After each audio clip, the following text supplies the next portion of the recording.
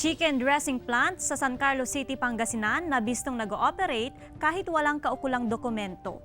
May exclusive report si Kim Bandarlipe.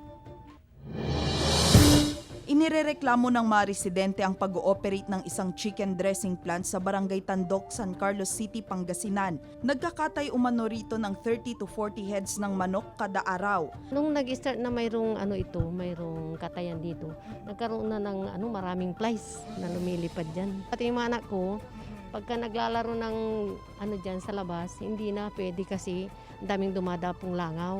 Ininspeksyon ng Sanitation Division at pamunuan ng barangay ang pasilidad. Nabisto ng otoridad na nag-ooperate ang dressing plant ng walang kaukulang permit at iba pang dokumento. Mag-provide sila ng mga requirements gaya ng kung magdidress sila, merong mga areas o yung hindi makakapasok yung langaw. Hindi naman kami nagdadamot. In-advise na lang natin siya na pumunta sa office para kumuha ng necessary permit, health card or blue card, sanitary permit, and of course, business permit to operate. Kulang din ang pasilidad ng compost pit para sa kanilang liquid waste. Ilang nagtatapos dito sa permit. Ang gusto ko, kasi ang reklamo nila is yung mabahong na amoy nila.